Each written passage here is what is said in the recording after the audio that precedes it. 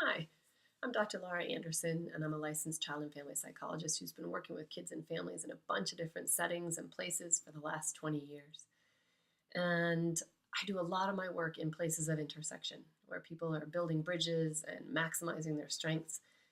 Common Core is a place where two circles come together and where they intersect in the middle. And one of my passions is for families who are navigating that in different cultural situations.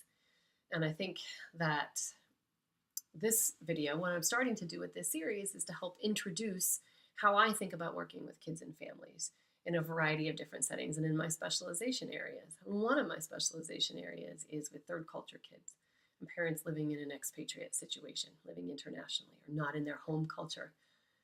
There are fabulous things about that life. Fabulous. It's marvelous in terms of the worldviews you're exposed to, the range of ideas, the educational opportunities, the perspective you get on all kinds of different things.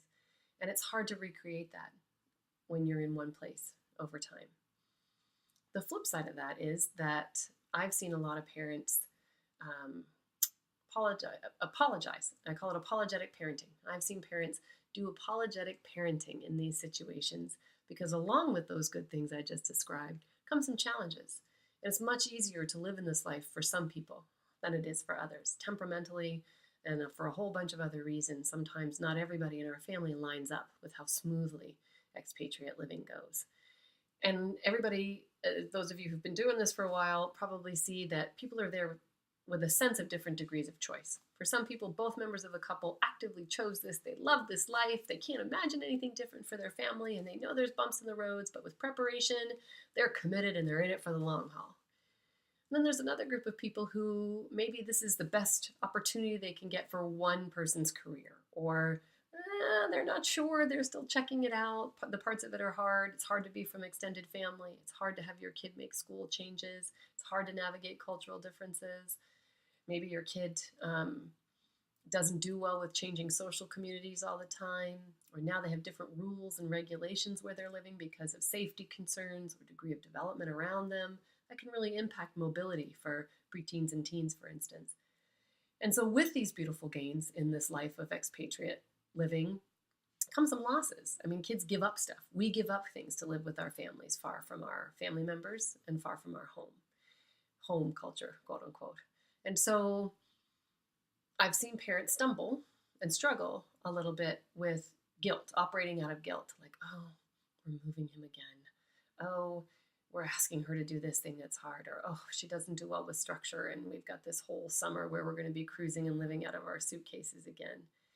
And they start to feel bad and feel guilty about the fact that they're prioritizing this life, or that mom's career needs us to do this, or it's the best for dad's career if we go to this place that I know is going to be hard on the kids, but 15 years from now, we'll all be glad we did it because of the professional opportunity.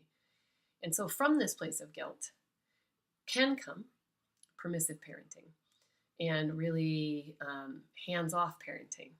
And some spoiling sometimes is a part of that, meaning trying to constantly make up for. When I say spoiling, I just mean making up for, indulging, allowing kids to take advantage of situations. I say that lovingly as a parent of a child who tries to take advantage of a lot of situations. That we can make mistakes by parenting along those lines when we're operating from a place of guilt, or when we feel really torn about what it means to be in this life for our kids.